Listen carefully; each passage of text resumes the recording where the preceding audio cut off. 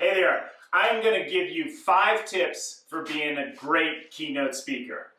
Now, keynote speaking and motivational speaking is just like anything else. If you want to get really good at it, if you want to get world class at it, you've got to practice a ton and you've got to prepare. Preparation is one of the secrets to being a great keynote speaker. I've seen a lot of people who are comfortable being up on stage and they said, oh, I'll just go wing it. Well, you can't really wing it and carry an audience with you. That's really critical. So here are some of my best tips for giving a keynote speech. Number 1 is prepare.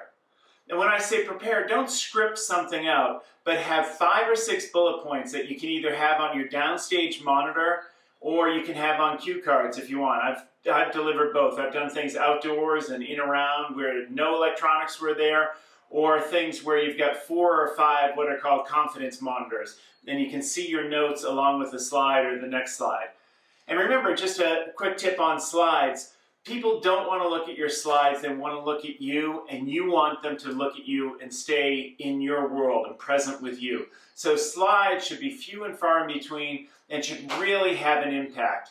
You doing something crazy upside down in an airplane or jumping out of a helicopter or something that's really going to make people say, wow. Not for a bunch of bullet points that you can tell people where they don't read them. So that's a quick take on slides.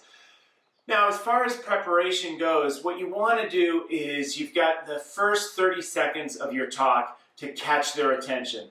So you want to start it out with something dramatic, something emotional, something funny. People tell a joke oftentimes when they're giving a speech that has nothing to do with what they're going to talk about. That's not really funny. It might get a quick laugh, but it's not going to pull people into the story you're trying to tell. So if you're starting out with humor, which I think is a great thing to do, I think public speakers have to have a sense of humor and have to weave it in there, particularly if it's part of their personality. The thing to do, you really want to take people up and down in emotions. So when I talk about my personal journey in leukemia, I always go and take a pause after something really dramatic. Like when I tell people I was diagnosed and the doctor said I should say my goodbyes. And by the way, did I mention my wife was 6 months pregnant? Yeah, can you imagine how she felt? So I always try and do something like that to break the tension, to bring people up and down on the emotional scale. So think about that as you're crafting your story.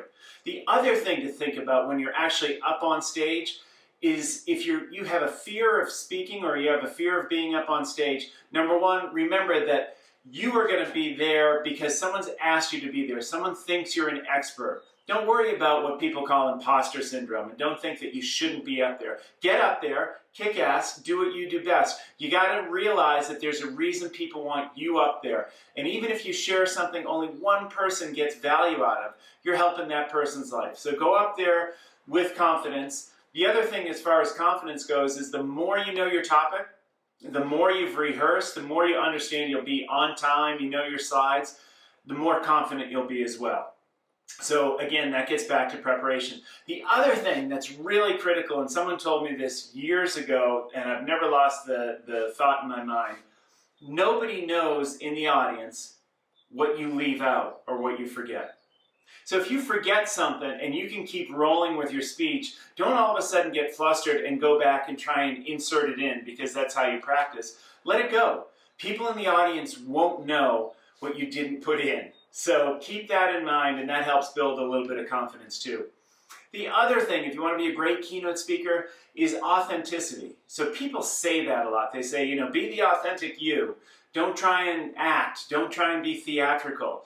Well, the best way I found to be the authentic you is to find 2 or maybe 3 people in different locations in the audience, if it's not too bright to do this, and make eye contact with them and talk to them like you're at a cocktail party.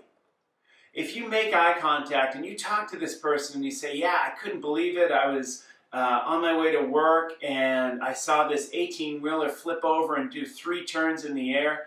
If you're talking just like you'd tell a story to someone in a cocktail party or at work in the lunchroom or at dinner sometime, then that's going to help you be the authentic you, be more comfortable. And if you find 2 or 3 people that you can talk to directly, make eye contact with them and you see that they're nodding, that builds up your confidence as well. You see that the fact that, oh, they're really enjoying the talk, and it starts to make you feel that much better as well. So that's another great tip for getting good at something.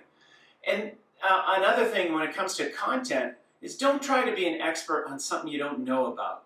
So people will often try and research something and act like they're an expert, but oftentimes you've got experts in the audience, or you've got people who are really knowledgeable who are going to see your talk. And if you're not an expert, and if you're not really experienced, let me tell you a great story about this, because there are a lot of keynote speakers out there who are just trying to do it for the money. They hear you can get 25 or 50 grand for an hour speech, and so they say, oh, I want to be a keynote speaker. It sounds like a great life. Well, it's just like any other profession.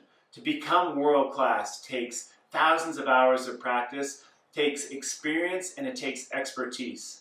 So when I was doing my cycling to Everest Base Camp, I ran into a guy who was on his way up, and he was dragging, and he was just kind of up like this. And this is the most incredible place in the world, in the Himalayas, in the Khumbu region. And you're seeing in Sagarmatha National Park, you're seeing these beautiful temples. You're seeing all these carvings of this Buddhist mantra, Om Mani Padme Hum, on rocks in the middle of nowhere, and these stupas as you come around corners, and these massive mountains. And it's like, just, there's so much to sink in visually. You look at it and you say, God, this is incredible. So I walk up and there's this guy like this, and I thought, God, the altitude must be getting to this guy. I'm going to see if there's anything I can do to help him out. And I started talking to him, and he said, yeah, I'm getting up, and I've hired this American guiding company, and I'm going to go up the friggin' mountain. I'm thinking, up the friggin' mountain? And I said, well, you know, what are you doing this for charity or something like that? And he said, no, I want to be a public speaker. I want to be a keynote speaker, and I don't really have any experience, and I haven't done anything. So I hired this guide service to bring me up Everest so I'd have something to talk about. And here's this guy who's climbing Everest so he could be a public speaker. He's not climbing Everest because he's passionate about mountain climbing. He's not climbing it because there was a big challenge or he was doing it for charity. He's doing it so he can have something to talk about to make money. That's, you know, I mean, that might work for some people, but if you want to be a great keynote speaker and you really want to inspire people, you got to be passionate about what you're doing. Then you'll get the experience and the expertise you need to get up on stage and feel confident and say, hey, yeah, I am an expert because I do this, this, and this. I started this company. I created this charity. I did this incredible art project. I helped save these lives. Whatever it is, whatever your thing is, once you become an expert and experienced, then share your story with the world because you're going to help inspire people. And that's the difference. For me, I started 4 companies before I even started keynote speaking like this. And I want to go from success and having made a lot of money and created really successful companies and lots of jobs to significance. I'm doing everything I can to help change people's lives with my book, with the audiobook, with the videos, with the masterclass series. And keynote speaking is just one leg of that table that I'm trying to put together to change the world. So that's what I'm passionate about. I hope these little tips helped you. Please feel free to hit me up on social media. On Instagram, TheFearGuru. On Twitter, PJ Sweeney. LinkedIn, TheFearGuru as well. Facebook, Patrick Sweeney, Fear Guru. All those places. Hit me up on social media. Let me know if you have any questions. If there's any way I can help you in your journey, I'm more than happy to. Thanks so much.